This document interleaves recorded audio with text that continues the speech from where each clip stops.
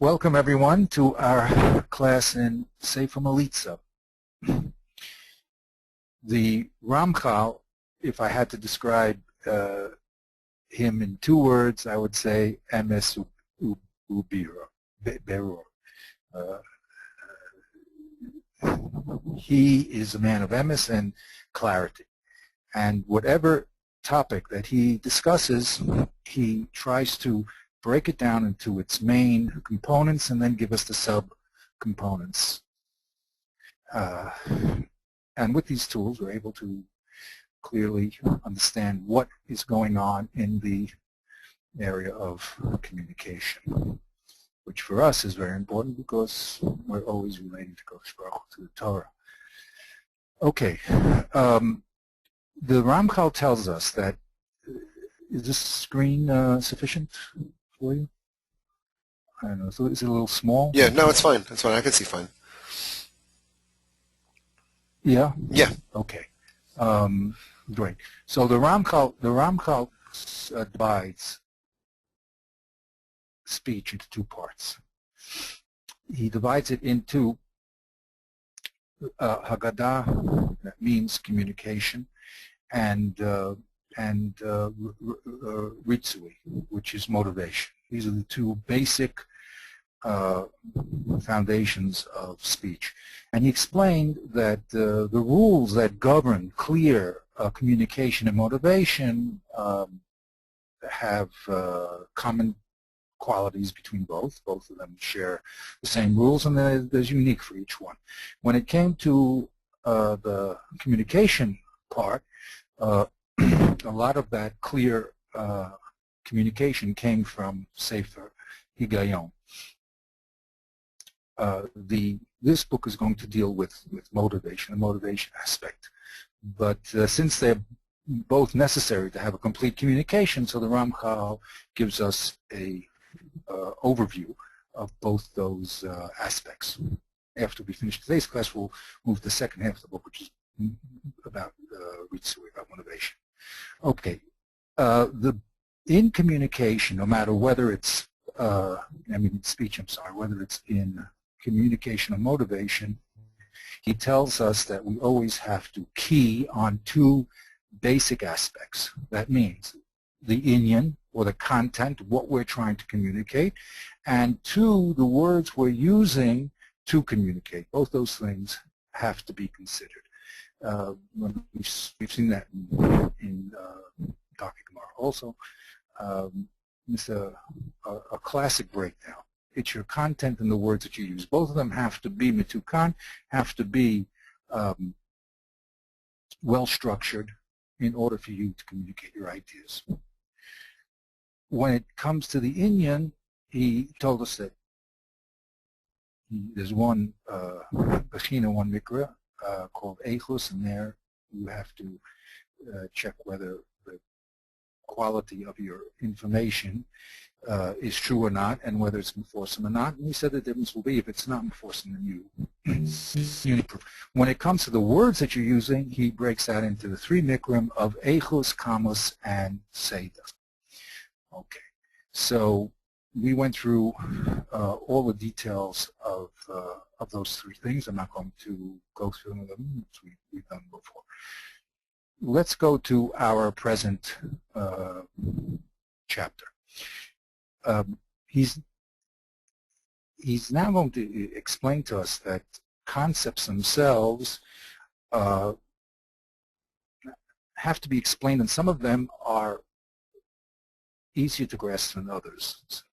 So our job is to communicate, and if we don't have what he calls a complete definition of something, telling us, for instance, its category and why it's different than everything else in the category, so then we're going to have to resort to secondary means in order to explain the concepts that we're talking about. We may have to explain the concept in terms of its relationship, its action, okay, because we don't have its category in class, or Dimyan Havdils, I would say. Sometimes we have to revert to saying that this is like something else, using a Dimyan or or it's the opposite of something else. And sometimes we're going to have to exaggerate, which he calls using the ability dicta. We're going to have to say things in an exaggerated manner in order to give the proper idea. And he gave the example of the spies, for instance. They were trying to communicate the greatness of the enemy that we're about to confront, and they said that their castles are out of Shemayim, which is exaggeration. But the exaggeration, and here's the interesting point, is not just to exaggerate. The exaggeration is because words have limitations. If they would have said exactly what they saw, it wouldn't have given the impact of the power of what they witnessed. Okay, their intention, unfortunately, was negative, but that's another issue. We're talking about in the communication. Sometimes you're going to have to relate to exaggeration in order to get the extent of the message across. Now, we're up to this part. Now he's going to talk to us about how ideas flow one from the other. And he's going to explain to us that when there are certain ideas that exist independently, and there are certain ideas which can only be understood when you have certain foundations. And there are certain ideas where which will necessitate bringing up other ideas. So we're going to be talking today about the concept of transition. When you have a composition, or you read a composition, each paragraph, each part is going to now have a logical order. That's why A follows B, B follows A, and C follows B, whatever ABC. And there's going to be a language of transition that you warn the reader that now you're going to switch streams. Now, of course, when we read this, if all the time that Ramchal is doing this, he'll say, now we're going to finish talking about Haggadah, and now we're ready to talk about Ritzui. He always is very clear about that.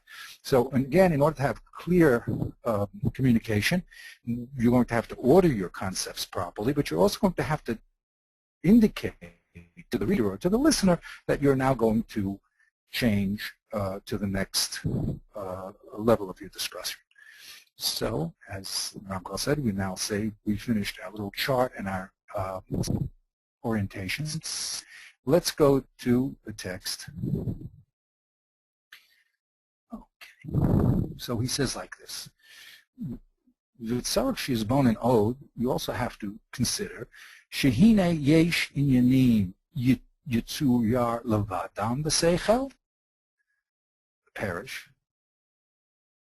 שבצערו שם יעמוד בהם בלי שישתת מהם על עניינים אחרים. So he says the first type of concept is a concept that you can picture by itself. What does that mean? That you can picture it without the need to wander to other aspects. It exists independently. V'yesh inyanim Shishotet behem, v'yelech me'achad le'achad. And there's other items where you're going to have a flow of consciousness, so to speak. You're going to have to, A is going to have to lead to B, B is going to have to lead to C, and so on. Now, in this second category of things which flow one from the next, he's going to break it down into two parts. וגם זה בשני דרכים. הראשון הוא שימשך העניין לעניין בהדרגה, זה אחר זה.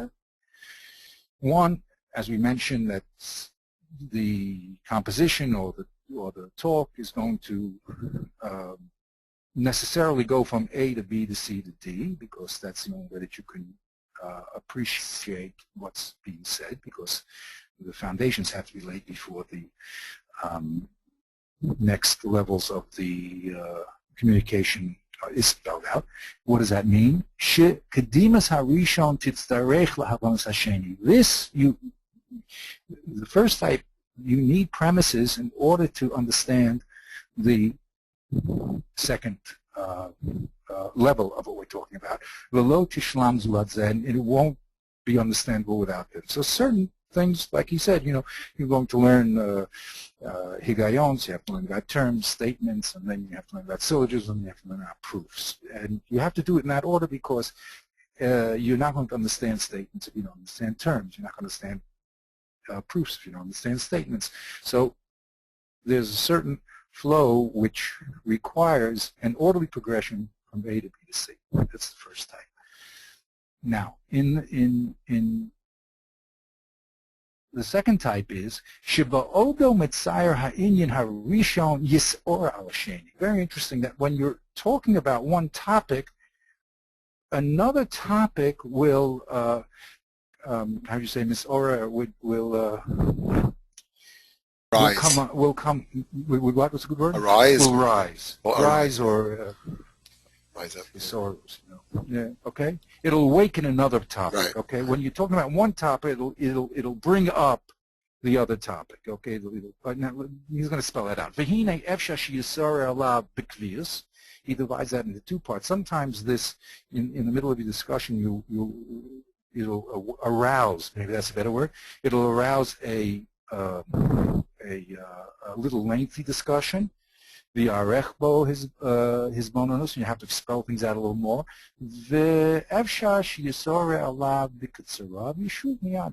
Sometimes this digression can be very, very short, and then you can go back. But the topic itself that you're talking about brings up or arouses the necessity to speak about another topic on the place. He says, "V'omnam b'hishalachnu b'svarim uba'gados acheteva haskala kamosh zechana lamala." I think that word is basipurim. Excuse me? Basipurim. It's like stories. You're right. Stories. Exactly. V'omnam b'hishalachnu b'sipurim, I'm sorry, uba'gados acheteva haskala kamosh zechana lamala hine kafi techunas העניינים כן נגידם ונספרים, והעניינים הנמשכים זה מזה בהדרגה, הנה בהדרגה זוס נגידם ונספרים. His point is going to be here, we'll translate in 1 second, that you have to understand the nature of the speech that you're giving, and by understanding the nature of the speech you're giving, you're going to then understand what breaks and what transitions and what type of breaks you're going to have to put into your speech. Okay, it's not just a simple rule. A lot of these things is the art of speaking here. He's going to tell us the basic rules of what is done, but in any specific circumstance, you're going to have to know your content and your audience and your material to know when you should do these, how you should do the breaks and how to do the start. So he says like this: when the way of storytelling and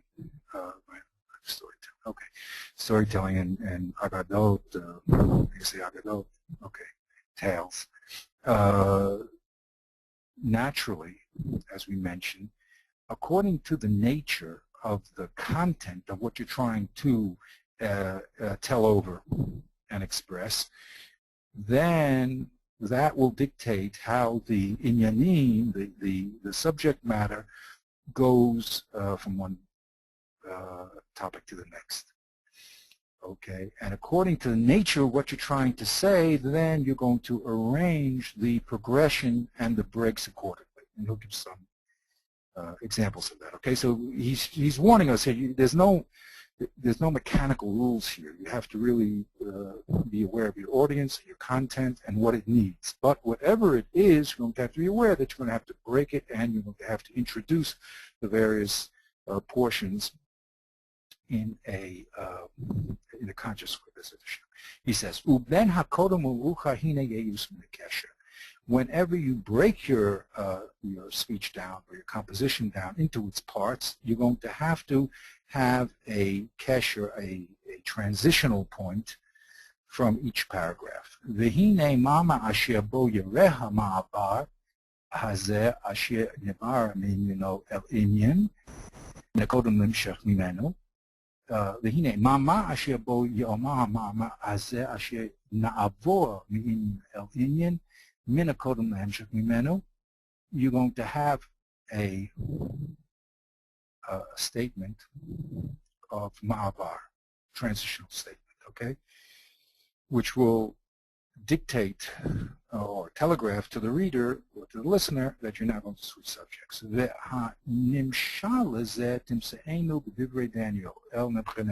So now he gives an example from the second chapter of Daniel, which is amazing. Daniel lays out all of human history. If you remember what happened over there, the king had a dream that the head was gold and the chest was silver and midsection was bronze. The feet were iron, the legs were iron and the feet were iron and clay mixed. And that's all of history. that's the four great kingdoms: Babel, Paras, Yavan, and then Rome. At the end is where we're holding. All the people will mix up. The seeds, all the people will mix up. There won't be any more clear units, and that's what's happening there, I suppose, in America and New York City, right? You have all the people from all over the world coming together. It used to be the people were geographically identified by their geography. Anyway, that's a whole other discussion, but it's a wonderful thing to look at if you want to understand what's happening in the world today. But anyway, the king has a dream. He can't sleep, right? And then Daniel is called in, and he says a prayer to Kodesh Baruch, says Tavas Hashem, and he makes the following statement. After the king finishes to tell Daniel the dream, now Daniel is going to tell the king its solution, what it means. Omer, Daniel says, Dana chalma u fishra nemra kodum lamalka. He uses a transitional phrase. He says, look, that's the dream, and now its interpretation I will state in front of the king. Vehine hamarva hazer yaseh b'shnei dvarim. So that's called a statement of transition. Okay, this is the king's dream, and now I will give its interpretation. Vehine hamarva hazer yaseh b'shnei drachim. He's going to identify two different ways that these transitions happen. It'll be a complete one and an incomplete one. Let's see what he says. The first one is, who kamashal shavino, like we just brought in this example. That what? Shichlo ma shehiskir kvar. It includes what you already stated. Uma shavo lahaskir. What you're going to now state. V'hainu dana chalma. That was the dream. That's what was said. Hu klal ma shesiyem. What we finished. Fishrei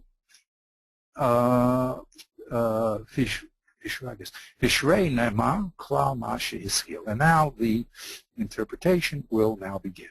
V'nikra ma'avar sholem. Why is it called a ma'avar sholem? Because it clearly states that we now have finished the dream, and we're now going to go into the interpretation. It has both sides. Where we're going to see that the other ones don't spell out both sides. V'haderech hasheni hu. The second type is shebetchilas ha'inyan chadash nagdi mamer ma nichlal bo echad min hachalachim levad. The second type is where, in the beginning of a new subject, so we start a statement that includes one of the two parts, dahainu, mashu siyamnu, or ma shenatchil bo. It either says, okay, we finished part one, or it says we're now ready to begin part two. Okay. V'hine nikra ma'avar bilti sholem. So that's called a ma'avar bilti sholem because it only has one of the two elements. But you see, here's a question of clarity.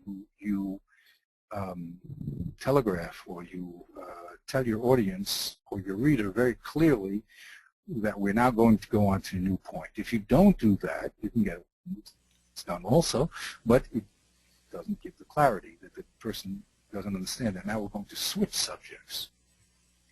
Very good. So let's get this clear. So he's saying that no problem. We have two parts where you could be switching from one to the other, and he's bringing down the Danat Chelma. He's saying that that's discussing what was, that he was discussing the dream of Pishrei Naim, and now he's saying that I'm going to tell the dream in the future. No, let me. Or, tell the dream in a moment. I'm going to interpret the dream now. He first says this is the whole dream, with the figure and the head of gold, etc., etc., etc. And then he says, okay, now that's the dream. Okay, now I'm going to tell you the interpretation. Okay, so he makes a transition between the dream and its interpretation. He makes a clear distinction there. Okay, so the dream happened. This is what happened, and now I'm going to tell you now what it means. Okay. Yeah. Yep. And what's the second part? Shehiskel inyan chadash. So the second part is where you just say, I am now going to speak about. I am now ready to speak about subject A. Okay. You just tell your audience that you're now going to talk about the new subject, but you don't tell them we've just finished talking about subject. Let's say something else. Change the letters. You don't tell them we just finished subject A. We're now ready to talk about subject B. You say we will begin to discuss subject B. Okay. You don't tell them we just finished subject A. You just tell them half of it. So that's called a bilti sholem, because you didn't do both sides. You didn't summarize what you did. You didn't telegraph what you wanted to do. Okay. Yep. Yeah. Yes. And you see all the time Ramchal doing that in this book, right? He says, now we're going to finish Haggadah. We just finished the Haggadah part. Now we're ready to do Ritzui. So now, here's an interesting one. He says in this category, which he calls Bilti Shalom, the Klal Bezeh, Keshenandim Inyan Shenatchil Mama Yaore Shomei Hisoras Chadash. Very interesting.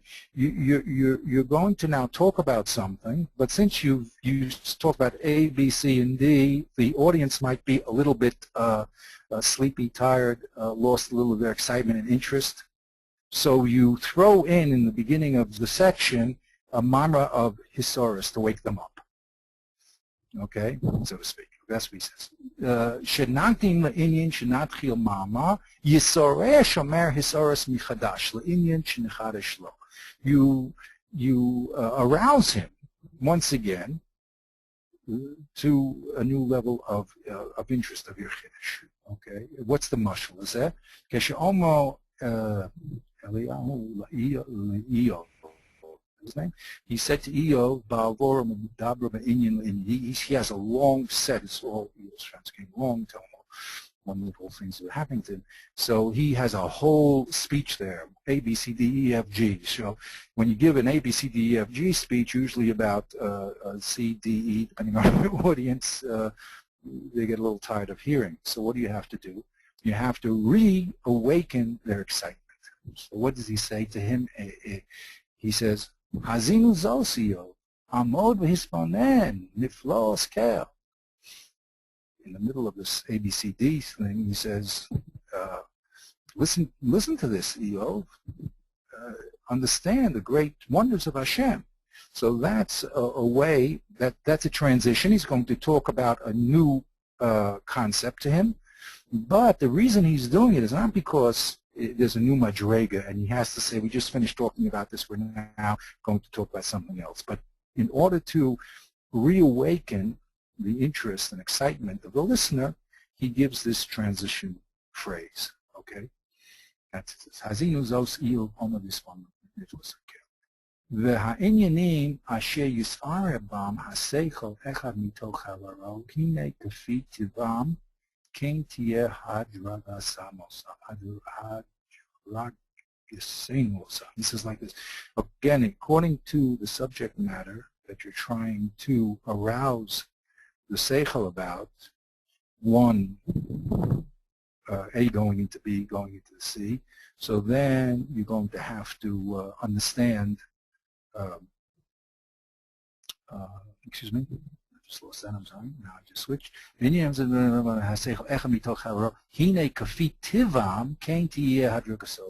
According to their nature, you're going to have to order them. Okay. Now he's going to explain that it depends what you're talking about, where you make these transitional moves. Okay. Sometimes in the middle of a speech, I shall say here, we may need a quick explanation, and then we'll come back to our speech. Let's see how he spells that out. But in other words, he can't tell you the rules. The rules are general of how to make the breaks, but according to the content in your audience, you're going to have to know how to you motivate them properly. But here are the basic ideas, okay? Here's an example. Okay, he says like this. Mama Yeshayahu Hanavi. Yeshaya Hanavi says the following. Yotzrei Pesel Kulam Tohu. He makes a statement that the people who make Pesalim, idols, they're all meaningless. Now, and then he says, "V'chamudeihem bal yavilu." All their beautiful things are not going to help anybody. Ve'edeihem heimon. The idols themselves give witness bal yeru ubal yedu, that they don't see. They're just a piece of stone or a stick, and they don't know anything. So the idols themselves tell you that they don't do anything. Now, what is this an example of? Hine hemshech hamikra v'chamudeihem bal yavilu bal yeru. That statement that all their beautiful idols don't do anything, they don't see and don't know anything. Hefsich betocho v'dova katzar. There's a small break. Vohu ve'edeihem heimo, and they themselves are witness that they don't do anything. Vashav miyad linyano. He's going to explain here that the Navi makes a statement and then makes a little side note, and then he comes back to his main issue. Okay? Now let him spell it out. V'zeh, why does he do this?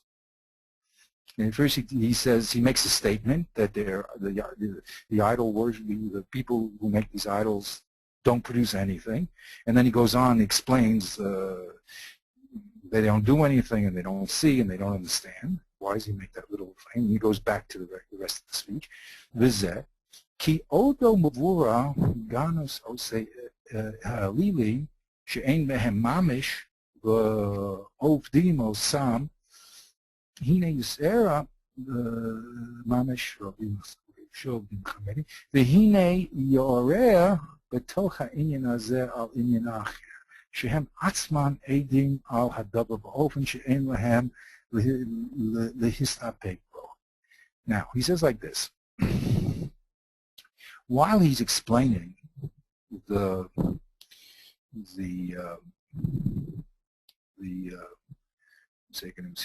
putting down, he's degrading. While he's degrading all these idols that don't do anything, and anyone who worships them is ridiculous. So now,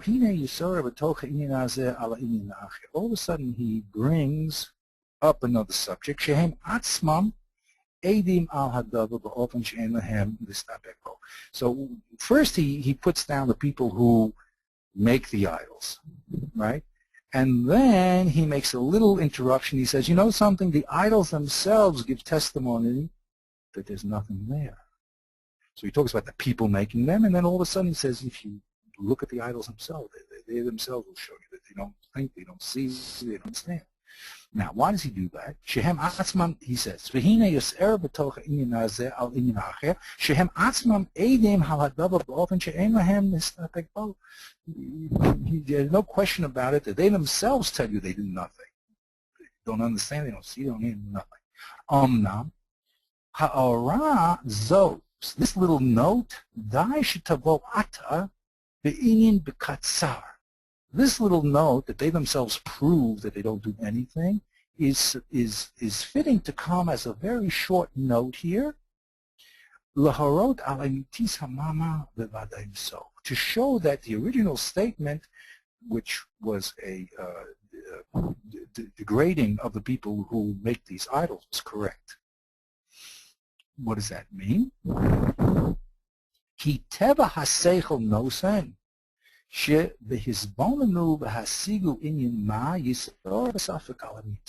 What an interesting statement. You know what he says here? He says the nature of the mind is that it thinks and it arouses a suffix to the truth of anything it hears. In other words, no matter what's being said, the mind naturally says, well, who says that's true? Right, we're skeptical. That's why we always, yeah, everyone, the mind is skeptical by definition. That's, by the way, why we learn with Chavusis. I mean, because, or Nadav and Avihu, they were burnt. They both came to the same svara, but if they would have talked it out, one would have said, when he heard his friend saying the svara, he would have disagreed. But he says that's the teva of the mind, is to be skeptical. Ulai, eino kach, maybe it's not true. Ve'ima emet kach, nigla shmiyad yisbor. But if at the right point you clarify the truth of the thing, hine rega echad yeh hasafek, so the person who is listening will have the suffix for one moment, uberega hasheni yisbarer lo miyad emet. And the second moment, it'll become very clear the truth of what you're saying. V'lo yifosek mihizbonono v'haskala yoter. And then he won't make a break in his analysis, his skeptical thinking, and lose the track of whatever you're trying to say. Okay, you hear what he's saying now? So what he's saying now is a beautiful point, a very important point in delivering a message. Realize that the person who you're speaking to, or you're writing to, is by nature going to be skeptical about what you're saying. So the way to handle that is, if you make a statement that you know that's going to misar a suffix, you should immediately bring a little proof for it. So that transitional point, which is a break in the flows, really, because really you want to get on to the main points in your speech, but there, what you'll do is you'll quiet the person's mind down so that he'll be able to hear the rest of your presentation. Okay, so here the Yeshaya says to the people, he says, the Yotzrei Pesel Kulam Tohu, the people that make these Pesalim are just empty, they're doing nothing. And now the person listening says, well, how do you know? So he brings a quick raya. Look at what they produce. Any of those beautiful things, calls them chemudei, those beautiful things that they produce, they themselves is testimony that they can't do anything. Does a stone think? Does a stone talk? Does a stone listen?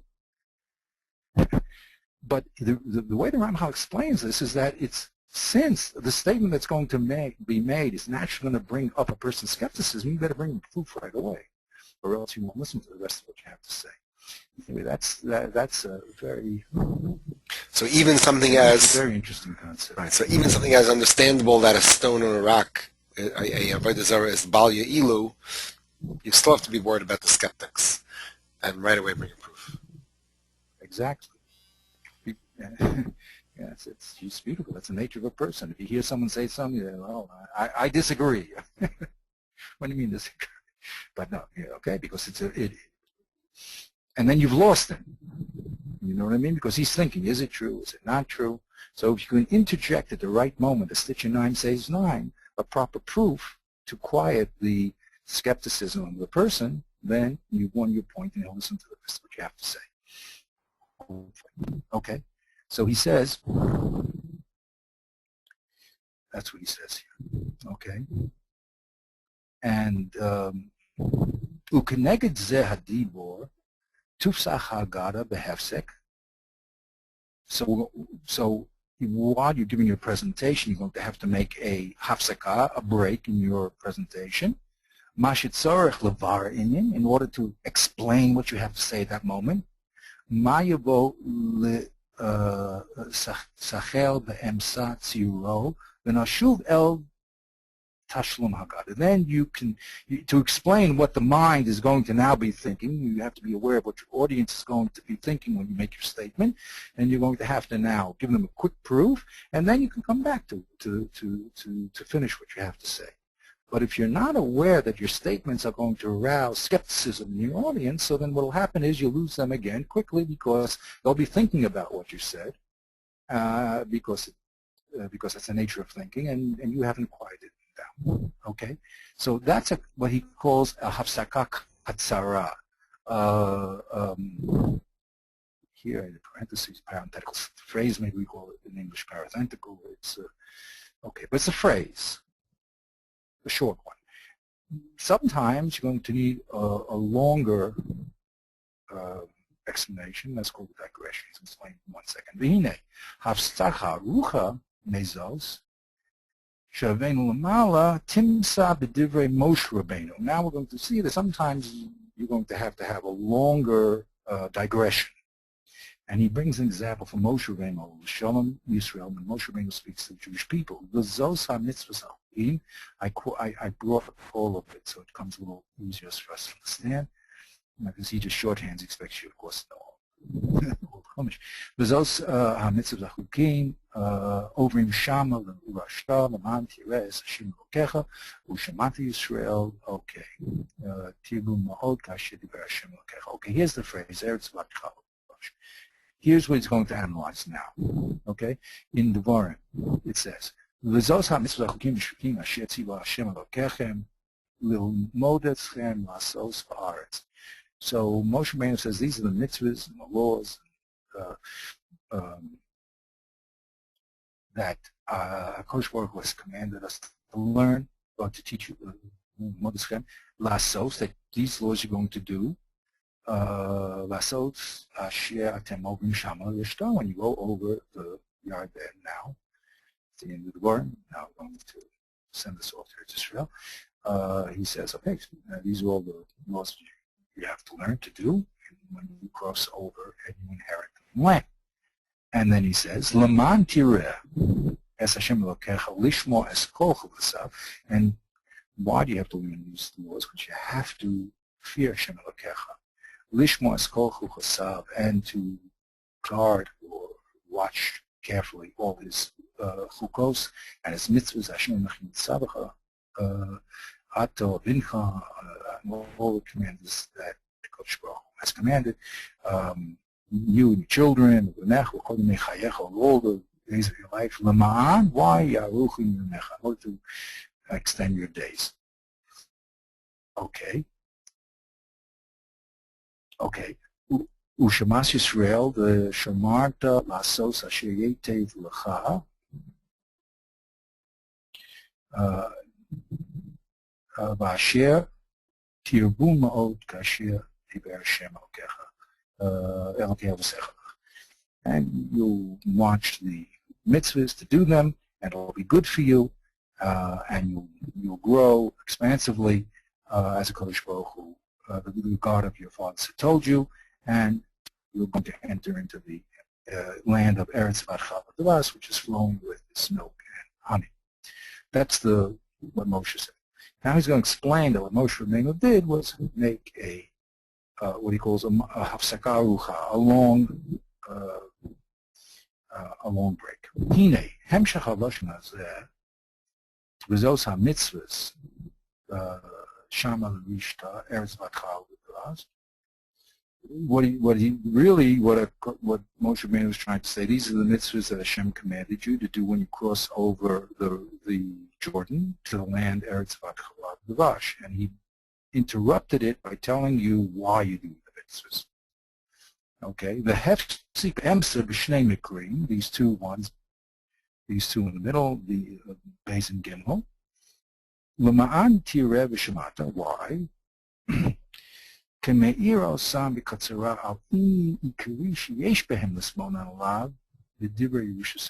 Because he wanted them to be aroused to think about the essential reason that they're getting this great inheritance for Israel.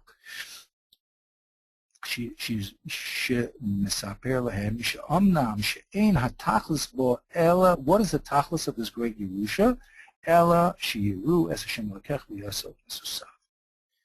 Okay, so he's really telling them you're now going to pass over and you're going to inherit the land, and he puts in the tachlis of the whole thing. Okay, so he makes a break. He says, now remember what this whole Eretz Yisrael is about. It's only really to fear Hashem and do his mitzvahs. Okay, so he interrupts his basic speech, which is saying now you're ready to inherit the land that Hashem is going to give you, Zavat Chava Gavash, with the tachlis of the whole thing. Okay, so that's what he calls a hafsaka arucha. All right. Now, sometimes we have the third. So sometimes, and again, he says it's not something that you can describe. It depends upon what you're talking about. Sometimes you have a short interruption because of the skepticism of the audience. Sometimes you're going to have to remind the audience, here, in this case, what is the goal of this whole inheritance. And sometimes you're going to have to do what's called a digression, a yitziyah. What's a digression, a yitziyah? Hayitza min al-inyan el-inyan acher shitahove el harishon. You're going to go from one subject to another, which the second subject is related to or accompanies the first one. V'timsa gam hi b'divrei Moshe Rabbeinu b'hagadol l'divrei ha'mesamrim. Here, this example, he's going to take from when people started complaining about the quality of the man in the desert, and he's going to show us how it's going to have a larger digression. Let's see what he does. So he says, those people were just tired, had a time for food, couldn't take them out anymore. Okay, the people said, well, we remember that great fish, Batan Afshenu, Yavesha, now we're so, depleted, ain't called Bilti El Haman. We can't look at this man anymore. Ain't look at it anymore. Haman, Gazroa, Daga, etc. Okay, so let's analyze this longer digression. Okay, here it said people start saying, we remember Hadaga, that beautiful fish, Hashem, it's right. Could you believe it? They were enslaved. I mean, it's unbelievable to read this. I just, the people who, they were enslaved, they were being whipped, they were being destroyed. And now, because they have to eat some man, look what goes on here. They now start dreaming about the wonderful time in Egypt. I mean, are you serious? And you're a baby, first moment, I'd be a baby would die in slavery, everything. Now, all of a sudden, because of the present dissatisfaction, they start dreaming about what used to be in that great old country, Egypt. We remember the dog, those beautiful fish, Asher Nocham Mitzrayim, Chinam. It was just flowed in the Nile. We didn't have to even buy it. The Kashuim, Mesa Kasho, those beautiful, what do they call not leeks? Kashuim, those green things. Okay. Like cucumbers. What are they called? Cucumbers. Yeah, cucumbers. Yeah, but there's okay, cucumbers. Squash. This is squash. That's what it is. Squash and the avatichim. Okay, we call that watermelon now. All those melons. The chazir, that beautiful chazir. Oh, you throw up here. Okay, there's batzalim, those wonderful onions and the shumim. All of a sudden they're dreaming about Mitzrayim. I mean, okay, that's what happens when a person is nervous. All of a sudden the past turns into a rosy reality. That's all of the must. Anyway, va'atan avshenu yavsha. Now what do we have here? Our souls are dry. Ain't called bilti kale. We can't look at this man all the time. Now it says digression. See, that's what they claim. All of a sudden, the Chumash now has a digression. Haman Gazroa, God who the Eno Kain Havdalach. Yeah, Shosu Am Galaktu B'Tochnu B'Rachayim Odachu B'Medecha Usho. Okay, approve it. It goes into a whole explanation of the man now. Okay. So that's a larger digression, you see, because once the people brought up this concept of man, so now it has to be spelled out really what it was. And Coach Baruch told it was great, fantastic, a little seed, but they ground them, they do whatever they want with them, right? The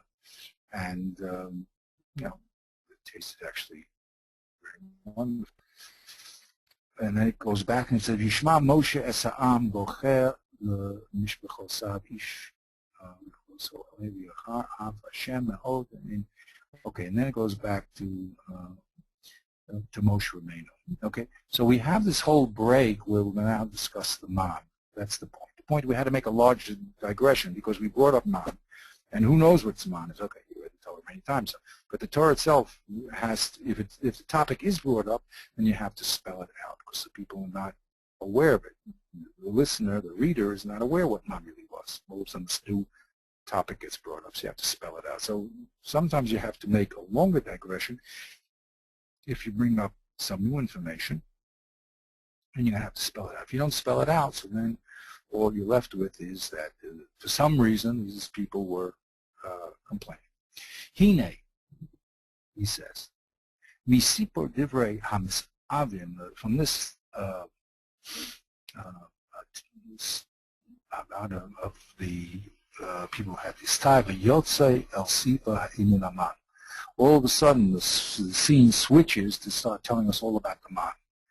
Okay? V'hamigrav, and all the various aspects of it. Why? La'ir al amitas hinyano ulahodia shal shekahayu hamisra'am. The Torah has to now explain the truth of what man was, or else you'll just be left with the complaints of the people that had the taiva. And then it goes back and it tells the whole story that Moshe heard it and Hashem was upset. Okay, but there has to be a hefsek there, or else you'll be left with the wrong concept. Okay, so here's another reason why you have to make a short break in your presentation. This one's a little longer. Whenever you bring up a new concept that is not defined, then you better on the spot explain it. Or if in this case there was a havamina, this havamina that they're really suffering so much because they built up such a beautiful picture of how they were suffering and how great it was in Mitzrayim.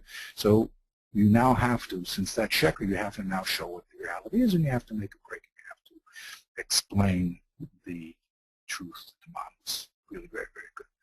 Okay. Now, he gives another example. So that's his breaks, okay? We're talking about breaks, transitions and breaks today. Okay.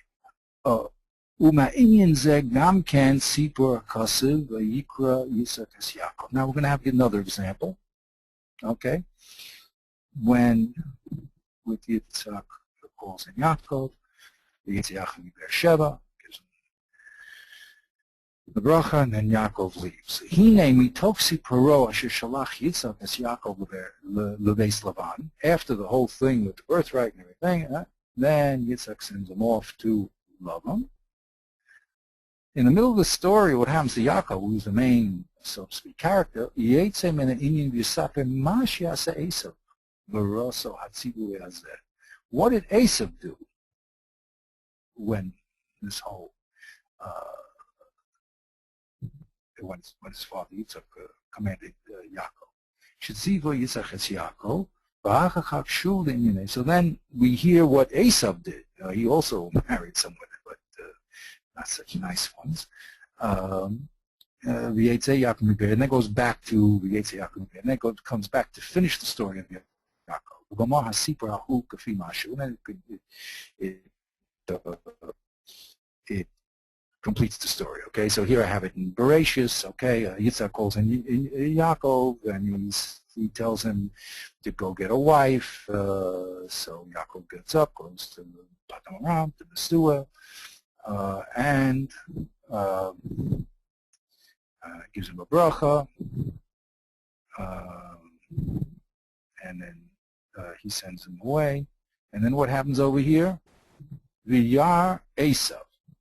So he sees all this wonderful thing happening with his father and his brother, and he says, so it must mean my father wants me to get married too. So he goes off, but he doesn't quite get the same type of girl as his brother got, okay? And then the story comes back. So in other words, what we had here is you had a break, and here the Torah wants to show a contrast between Yaakov and Esav, and how one listened to the father, had a fitting wife, the other one had a wife that was fitting for his tithes. and through that juxtaposition. But the point here is, and then it goes back to the story of Yaakov. So you have really the whole flow of Yaakov. In the middle of Yaakov, there's a break and a scene where we see the contrast of Yitzhak. So that's another form of transition. This type of transitional activity where you're in the middle of a story, then you'll take a little break and either explain what you said or put another scene in before you come back to your main story. He says you'll find it a lot in people who write that what they digress from the subject matter they're talking about because of some cause. And they talk about another topic, nigra min rishon, which is nigra. It means it's dragged after the rishon. It's not just their free for all consciousness. It's something that has to be spoken about, but it's something that comes from the first one. And then they come back to the main topic. And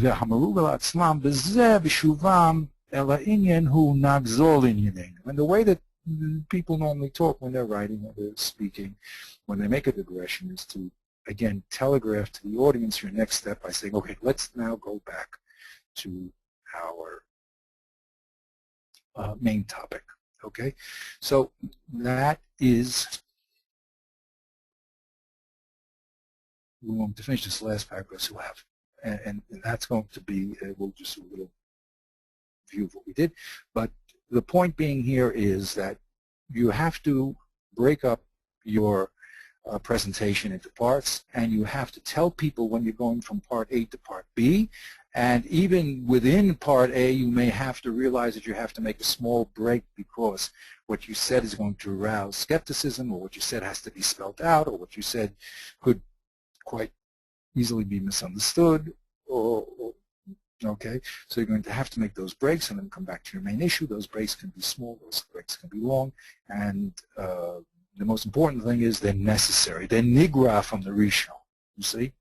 It brings up, per force, by definition, the other problem. So you have to handle, whenever you're going to have to handle, as I said, you present a new term, you better explain it right away. You're going to lose your audience, okay? If you say something controversial, you better bring a proof very quickly, or else again you're going to lose your audience. Okay. Now, and by the way, we're not talking about motivation here. We're talking about clarity of communication. You're not going to be effective as a speaker if you don't watch. So is it interesting he brings so many proofs? These transitions in an essay for that it's interesting he brings so many proofs in this concept. Book but what I find even more interesting is that this whole book is going to be based on the Tanakh. He brings all his proofs from the Torah, the Tanakh. It's beautiful to see. That's what I found interesting. But besides that, and I'm sure if we investigate everything that the Ramchal does, he does b'kavana. Okay, it's almost unnecessary to say, but when you actually read in depth the examples he brings, they're very, very, very rich and telling. They're not just simple examples. He brings very, very poignant examples. Okay, well, whatever. That's it. That's what it says. He says now, so now he says like this. Here's a transition, you see? He just told us to make transition from one point to the next. Now here it is. V'hine ad hena ba'arnu chukas hadibor. Mama she lechalek hagada. At nevere mama she lechalek haritzui. There it is. That's called a mavar shalem. He follows his rules. He says, okay, now we explain to you all the laws of the divisions of communication. Now I'm going to explain to you all the laws of motivation. Okay, there it is, a mavar sholem. Okay, so before we go to that paragraph, he warns us, if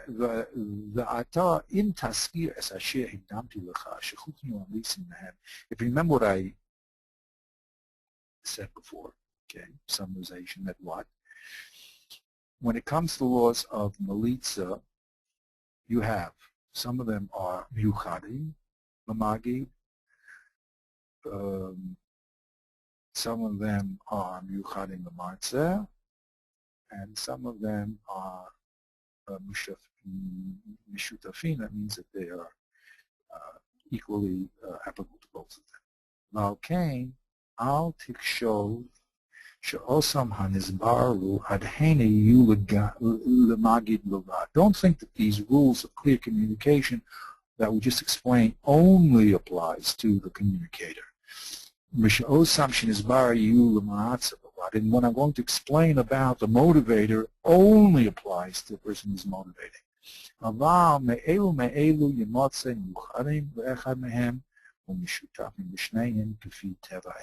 But you have to know that these rules that I'm giving you are going to cross over. Some things that I spoke about the communicator, the motivator has to use. The tools of the motivator, sometimes the communicator has to use. So it's not a clear-cut break. There's certain things that only one uses and not the other. But even the communicator, as we said, sometimes has to use guzma, for instance. Usually a guzma is a emotional tool of rhetoric. But sometimes you just can't explain what really is going on unless you, we call it the Yam HaTalmud, right? There's no water in the Talmud, right? But you can't explain to someone the breadth and the depth of the Talmud unless you make a mushal. You could say, well, it's very big, it's very interesting. If you just say what it is, it has 3,100 pages. It doesn't communicate the breadth and depth. So you say, you know what a Yam is? It's called, well, this is a Yam of Talmud. It's a Yam. So sometimes the communicator has to use the tools of the motivator, and sometimes, of course, the motivator has to use the tools of the communicator in order to be clear. So it's not a clear-cut division, he tells us. Okay, so next week, Ezrat Hashem, we're going to go to this paragraph. This paragraph, chapter 4, is something well worth reading. I printed out a lot of times. This chapter is going to tell us a complete course in human psychology, why people fail to do what they know is right. And since he's going to explain the forces, the basic forces that prevent people from doing what they know is correct, the rest of the book is going to be how to overcome that hesitance and that resistance to doing what we know is correct, which is a question of motivation. So he's going to explain to us how to use the tools of motivation that he's going to cull, as I said, from the Tanakh, and he's going to, in his inimical way, he's going to divide them into categories and subcategories, and then we'll have the conscious tools to help us when we're trying to motivate someone to do what is good for them. All right. Mouthful. Okay. So going back to what he's saying today, so today, in other words, he's saying that you should consciously try to make sure that you put the proper breaks in between your two concepts, and he has his different reasons why you're making the breaks. That's correct. I'll give you a little preview. I did say I would mention it here. He told us today that concepts come in two flavors. Certain concepts are unique. That means they don't go anywhere. You just can explain them in and of themselves. Okay. Just talk about the korbanos, for instance. It's a local concept. You have to know the rules and the ideas, but it doesn't necessarily lead to other things. Okay. But other concepts are progressive. They're not understood unless you have the foundations. Okay. If you don't know Aleph base, then you can't read words, and if you don't know words, then you can't go to sentences. You can't go to sentences. You can't go to vacation. You can't go to proofs. Okay. So if they're unique, you don't have to worry about transition. But if they're progressive, so then you're going to have to break up your exposition, your talk, whatever you want to say, or your composition into its proper parts, and you're going to have to, more importantly, or as equally importantly, is telegraph or signal when one concept is going to change into the next. Okay? So that's the first one. We call it leveled progression, I call it in English. But the second part he spoke about is, as you're giving a talk, sometimes what you're saying is going to naturally arouse either skepticism or an unclarity in the minds of your listener. So you have to, again, be aware. of those things. Okay, you may have to take a short break to explain a term, or you may have to take a longer break to explain the term. But it's very important that they fix the chart.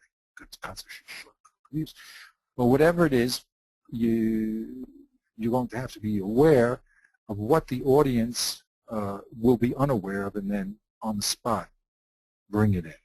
Now, the classic way of going from one topic to the next is called the Mavar Shalom. You say, now we finished topic A, as you just said, we're now finishing our talk about the Magid, the communicator, now we're ready to talk about the motivator. Okay, that's called Mavar Shalom. Sometimes you only say, okay, we're now ready to talk about the motivator, and we don't even give a summary sentence of what we just finished. And then the third type of Mavar is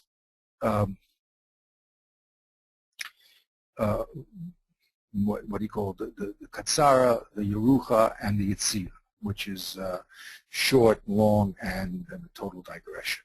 Okay, and that again, everything he says here. He gave the examples here of the story of Yaakov. I'm talking about Yaakov. In the middle, you give a contrast of talking about Esav. Esav was not the topic of the discussion, but you took a digression to talk about Esav, and then you came back and you talked about it. Now, if you're going to take a digression, you always have a reason why that you're going to do a digression, of course, okay? But if you're going to, then warn the person that now you're going to come back. So normally people, when the digression is over, say Nixol, okay? So basically he talked about madregas, about transitions, and about what conditions are going to lead to the need for these not only transitions, but these little hafsakot in your talk in order to not lose your audience. Okay?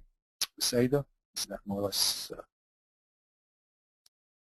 That's more or less what we discussed today. Okay, so now we finished his whole discussion of clarity. Okay, again, this is all for clarity. This is not to motivate anyone. This is, in other words, when you're bringing, in order to make sure you're being clear to your audience, you have to clearly indicate your breaks here. The next time that we get together, we're going to talk about the laws of Ritzui, of motivation, reservation, and law of Torah. Okay, so we'll stop here. Yeah. Yep, very interesting. These things have to be, you know, yeah, you gotta digest it. Really, This is you have to digest it and also become conscious of it, because you do a lot of it naturally.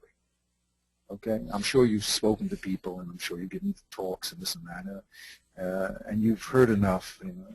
This whole idea is to take what we do, what we imbibe through just being in an environment, and to try to make it systematic, so that we can more be consciously aware of it, and consciously aware we can do it better.